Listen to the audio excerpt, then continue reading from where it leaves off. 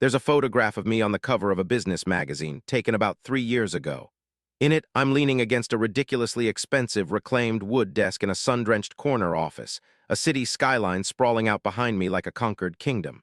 I'm not smiling exactly. It's more of a smirk, a look of serene, unshakable confidence. The headline reads, "The Man Who Disrupted an Industry." I keep that magazine in a dusty box under the bed in my small, rented room. I don't keep it as a trophy. I keep it as a reminder, a warning. A picture of a man I used to be, a man I never want to be again, a man who had absolutely no idea he was standing on the precipice of his own annihilation. My startup was my life. It wasn't a job. It was a calling, a crusade. We created an AI-driven platform that optimized urban logistics, a boring description for what felt like pure magic. I built it from my spare bedroom, fueled by lukewarm coffee and a pathological belief in my own vision. The early days were a blur of all-nighters, of coding until my eyes burned, of celebrating a tiny breakthrough with a cheap pizza. It was the purest, most joyful time of my life, even though I was perpetually broke and exhausted. And my wife was there, right beside me. She was my co-founder in spirit, my biggest cheerleader.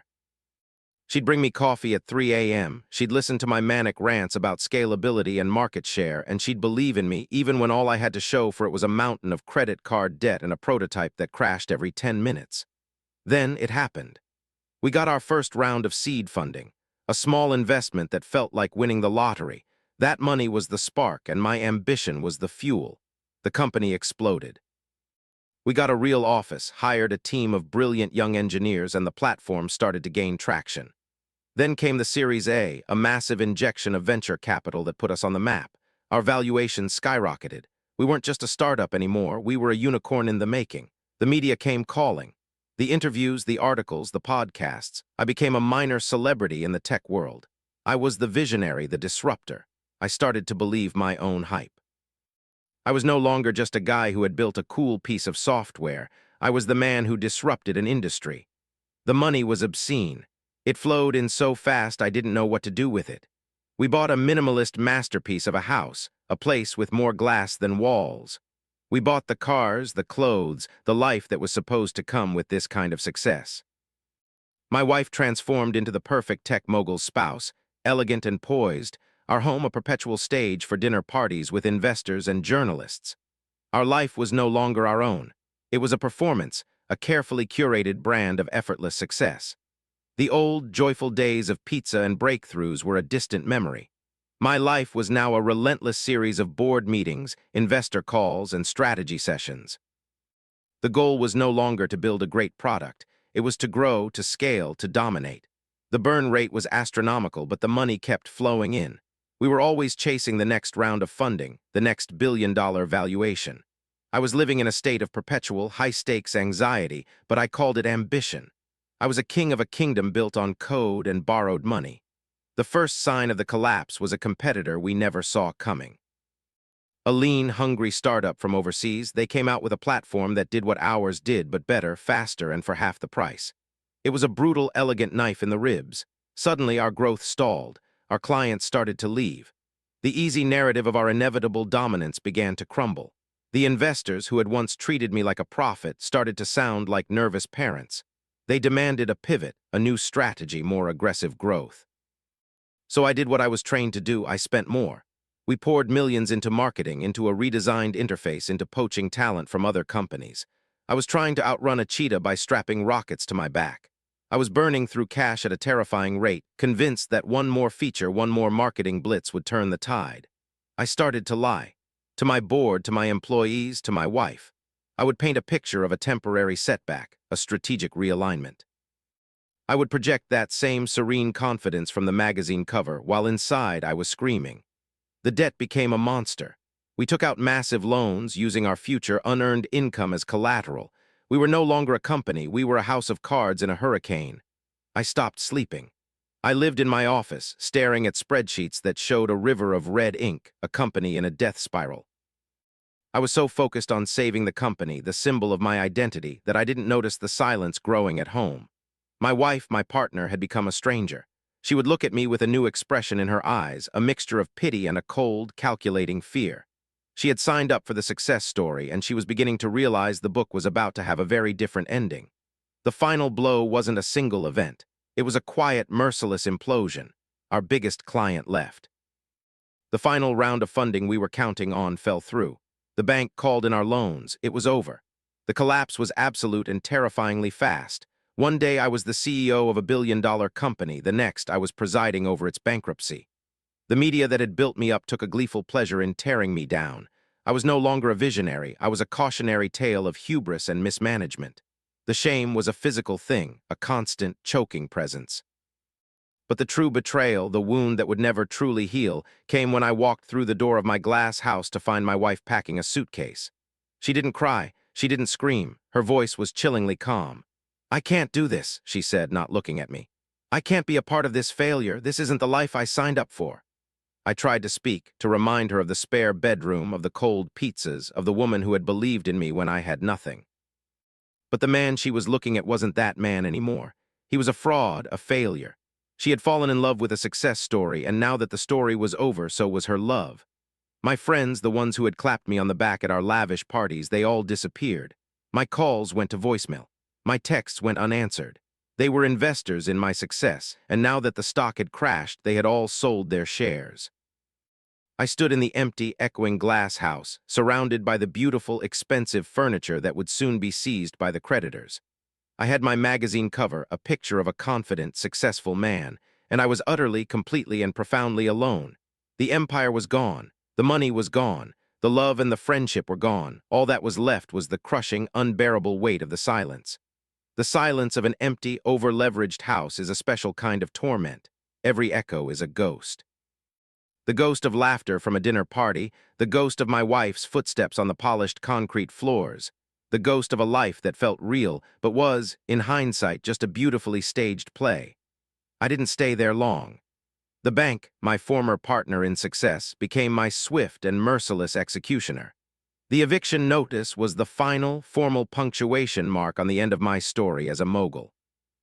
I left with a single suitcase and a box containing the magazine and a few other remnants of my former life. I was a refugee, exiled from the kingdom I had built.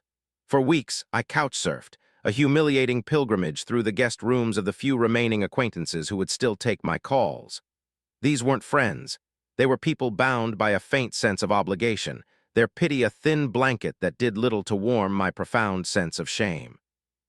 I would lie awake at night, staring at an unfamiliar ceiling, listening to the sounds of a family I didn't belong to, and I would be consumed by a single burning question.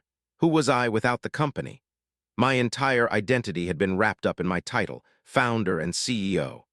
It was the first thing I said when I met someone, the armor I wore against the world. Without it, I was naked, anonymous, a nobody. I was the man on the magazine cover, but the man had been hollowed out, his insides scooped out and sold for scrap. The debt was a living entity, a creature that followed me everywhere. The bankruptcy of the company didn't protect me from the personal guarantees I had signed, the desperate promises I had made when I still believed I could outrun the failure. Creditors called at all hours, their voices a mixture of feigned politeness and barely concealed threat. My name was a black mark, my credit score a crater. I was financially radioactive. I tried to find a job in the tech industry, the only world I knew. It was a brutal, humbling experience. In a world obsessed with success, my failure was a contagious disease. I was the ghost of startup past, a cautionary tale that hiring managers wanted nowhere near their optimistic, well-funded offices. I eventually found work, not through a recruiter, but through an old contact from before the startup, a man who ran a small, unglamorous IT consulting firm. The job was a staggering fall from grace. I was no longer a visionary CEO. I was an overqualified IT grunt, setting up office networks and troubleshooting printer problems. My corner office was replaced by a cramped cubicle, my six-figure salary by a modest hourly wage. My new colleagues were nice enough, but they kept a respectful distance. They had all Googled my name. They knew who I was or who I had been. They treated me with a kind of gentle pity, as if I were a fallen aristocrat who had been forced to learn a trade. I moved into a small, characterless apartment, the kind with beige carpets and thin walls. It was a world away from my glass house, but it was mine. It was a space where I didn't have to perform, where I could just be. And in the crushing solitude of that apartment, I began the painful work of introspection. The betrayal of my wife and friends had been a deep, searing wound. But as the months passed, a more difficult truth began to emerge. Had they betrayed me or had I betrayed them first, I had replaced my wife with my company. I had treated her as a co-founder of my success, not as a partner in my life. I had given her a lifestyle, not a husband. And my friends, they hadn't been friends. They had been network connections, satellites orbiting the gravitational pull of my success. When the sun imploded, they simply found a new star to orbit. I had created a life based on transactions, and when I had nothing left to transact with, the life dissolved. The most painful realization was that I had done it to myself. I had become so addicted to the chase, to the validation of the next funding round, the next magazine article, that I had lost the ability to just be. My life had been a performance, and I was exhausted from being on stage. One Saturday, with nothing to do and nowhere to go, I went for a walk.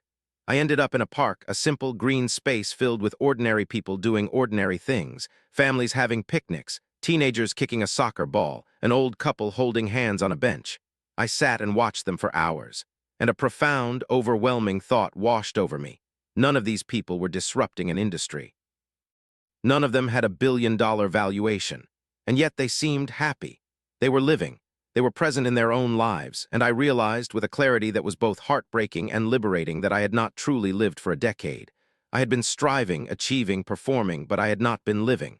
I had traded the simple, profound joy of a Saturday in the park for the frantic, hollow pursuit of a legacy. That day in the park was a turning point. It was the beginning of a quiet, internal pivot. I started to find a new rhythm to my life, one that wasn't dictated by a board of directors or the relentless pressure to grow. I started to read books again, not business books, but novels. I took up hiking, finding a strange solace in the physical exertion and the quiet majesty of the mountains. I learned to cook, finding a meditative pleasure in the simple, honest process of making a meal for one. I was learning to be a person again, not a brand. I was no longer the man who disrupted an industry.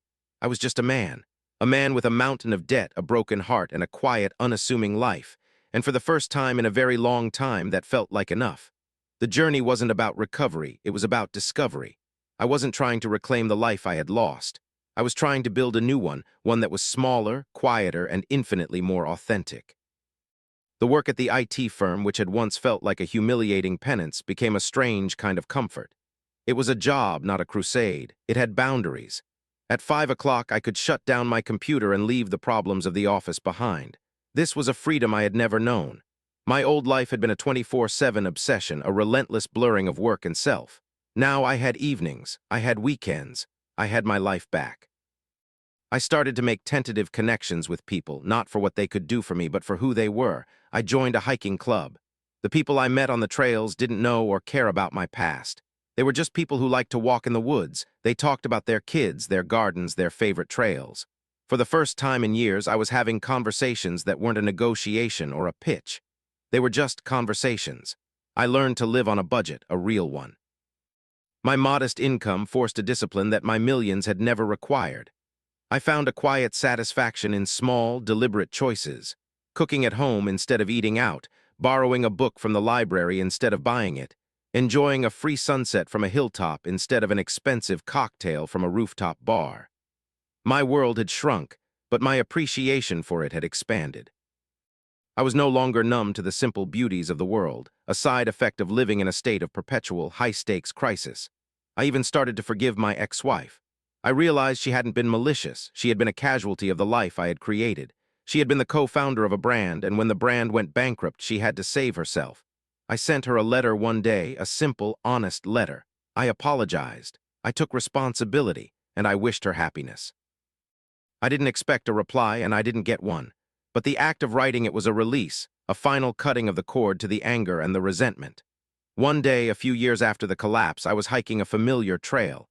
I reached a summit that overlooked the same city that had once been my kingdom. The skyscrapers, including the one where my old office had been, looked like small, insignificant glass toys from that distance. It was a clear, beautiful day.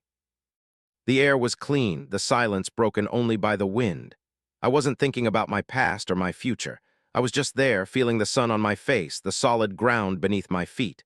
And in that moment, I felt a profound sense of peace, a feeling of rightness that had eluded me even at the peak of my success. The man on the magazine cover, the one with the confident smirk, he had a kingdom. He had the money, the fame, the power, but he wasn't free. He was a slave to his ambition, a prisoner in a beautiful glass cage, terrified that it would all be taken away. And he was right to be terrified. It was all taken away, but what replaced it was something unexpected. What replaced it was freedom, the freedom to be anonymous, the freedom to fail without the world watching, the freedom to live a quiet, ordinary life. I'm still paying off my debts. I live in a small apartment. I have a simple, unassuming job. I am not rich and I am not famous. By every metric of the world I used to inhabit, I am a failure. But as I stood on that mountaintop, looking down at the world that had once been mine, I didn't feel like a failure. I felt like a survivor. I felt like a man who had been through a devastating fire and had walked out of the ashes, burned and scarred, but finally, truly, and completely free. The race was over, and in losing, I had somehow finally won. Before you leave, let me know, what was the toughest lesson you learned about trust? Share it below, and don't forget to hit that like button and subscribe for more stories like this one.